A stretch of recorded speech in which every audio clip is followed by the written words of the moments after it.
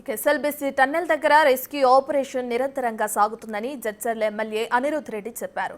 లోపల చిక్కుకున్న వారి కోసం ఎన్డీఆర్ఎఫ్, ఆర్మీ, నేవీతో పాటు మిగతా రక్షణ దళాలు పనిచేస్తున్నాయని గుర్తు చేశారు. కార్మికుల ఆచూకీ లభించే వరకు ప్రభుత్వ చర్యలు కొనసాగుతాయంటున్న అనిరుద్ రెడ్డితో మా ప్రతినిధి Shankar face to face. SLBC దగ్గర జరిగినటువంటి ప్రమాద ఘటన స్థలాన్ని జడ్చర్ల ఎమ్మెల్యే అనిరుద్ రెడ్డి సైతం కూడా ఈ పరిశీలించడానికి కొట్టారు. ప్రస్తుతం మనతో ఆయన ఉన్నారు, ఆయనతో మాట్లాడదాం. సార్ చెప్పండి సార్, అంటే ఓవరాల్గా 4 డేస్ నుంచి 78 గంటల నుంచి కూడా ఇక్కడ ఎన్డీఆర్ఎఫ్ సిబ్బంది వీళ్ళంతా కూడా కష్టపడుతున్నారు.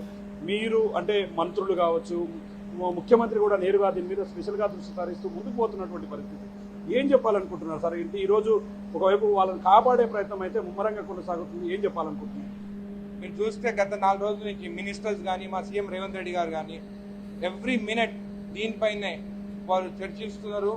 దాని తర్వాత ఇరిగేషన్ మినిస్టర్ ఉత్తమ్ కుమార్ రెడ్డి గారు అయితే మీరు చూస్తున్నారు, రోజు ఇక్కడికి రావడం జరుగుతుంది. అదేవిధంగా జూపల్లి కృష్ణారావు గారు అయితే ఇక్కడనే ఉన్నారు.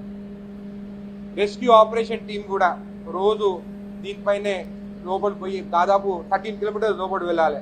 ఇది ఎట్లున్నదంటే ఇది 9 మీటర్స్ ఉండే ఈ స్వరంగం ఇది.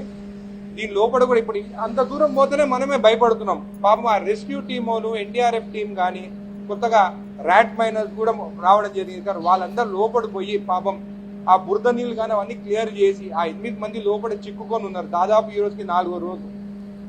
సో ఈ పరిస్థితి చాలా బాధాకరమైన పరిస్థితి ఇది. ఇంకా దేవుణ్ణి దయ వల్లనే ఏదైనా జరిగేదైనా మంచిగా జరగాలని చెప్పి కోరుకుంటున్నాను. సార్ ఇంకోటి అంటే మంత్రులు వీళ్ళందరూ కూడా పర్యవేక్షిస్తున్నారు, వాళ్ళతో కూడా మీరు టచ్లో ఉంటున్నారు. అంటే ఏం చెప్తున్నారు? వాళ్ళకి సంబంధించి ఇప్పటికే వాళ్ళని సేఫ్గా తీసుకురావాలని ఆ దేవుడు ఆశీస్సులు ఉండాలని కూడా చాలా మంది చెప్తూ వస్తున్నారు. మంత్రులతో మాట్లాడినప్పుడు వాళ్ళు ఏమనుకుంటున్నారు, వాళ్ళకి సంబంధించి రెస్క్యూ ఆపరేషన్ ఇంకా ముందుకు వెళ్ళాలని ఏమో చెప్తున్నారు. ఇప్పుడు మంత్రులు అందరూ ప్రయత్నిస్తున్నారు. ఇప్పుడు అందరు ఇక్కడనే ఉన్నారు. సీఎం గారు కూడా ఎవ్రీ మినిట్ ఇక్కడ మంత్రులకు ఫోన్ చేసి కూడా ఇక్కడ ఏం జరుగుతున్న ఇన్ఫర్మేషన్ కూడా ఆయన పరిశీలిస్తున్నారు.